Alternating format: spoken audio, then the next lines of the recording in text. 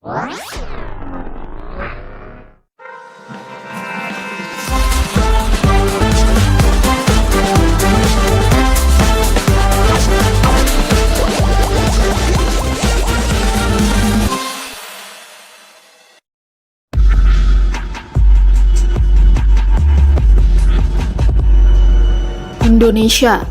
bisa dikatakan mengalami pertumbuhan ekonomi yang cukup pesat.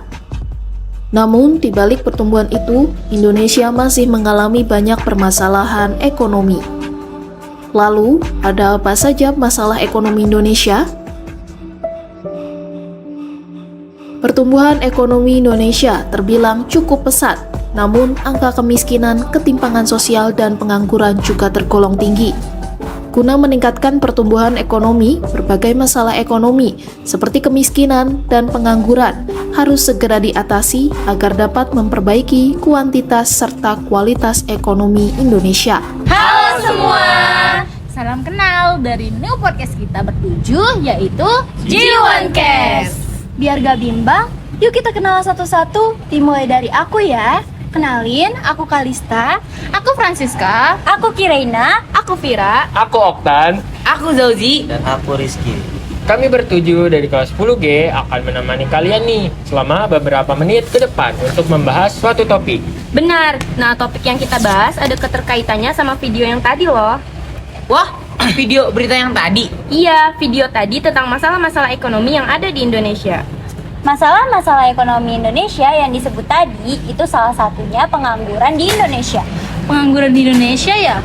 Sepertinya kata-kata itu sudah jadi umum dan normal di zaman sekarang ya. Bahkan dengar-dengar menurut Badan Pusat Statistik di Indonesia tingkat penganggurannya pada tahun 2022 terdapat 5,86% loh. Banyak banget kan? Iya, banyak banget. Kalau masalah itu terus dibiarkan, pasti punya dampak yang besar banget gak sih? Kayak ekonomi masyarakat, bahkan bisa ke banyak aspek yang lainnya. Apakah masalah pengangguran di Indonesia yang banyak ini dapat mempengaruhi sistem ekonomi Indonesia? Oh iya ya, secara produktivitas dan pendapatan masyarakat juga bergantung pada pekerjaan yang tersedia.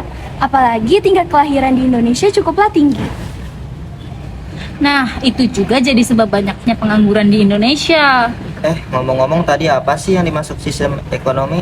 Sistem ekonomi adalah suatu sistem yang mengatur kondisi perekonomian suatu negara sesuai dengan kondisi kenegaraan dari negara itu sendiri. Setiap negara memiliki sistem perekonomian yang berbeda-beda. Hal itu disebabkan setiap negara memiliki ideologi, kondisi masyarakat, kondisi perekonomian, serta kondisi sumber daya alam yang berbeda-beda. Kelihatannya sistem ekonomi penting dan istimewa banget ya. Ya, itu memang penting. Bahkan sistem ekonomi digunakan sebagai metode menyelesaikan masalah perekonomian loh. Wow, hebat banget ya. Faktor lain yang bikin melonjaknya pengangguran kira-kira apa lagi ya? Pendidikan di Indonesia kah? Kenapa pendidikan? Pendidikan di Indonesia kan memiliki sistem menerapkan wajib belajar selama 12 tahun. Tetapi jika dilihat secara nyata, masih banyak anak-anak di Indonesia yang putus sekolah, bahkan tidak sekolah sama sekali.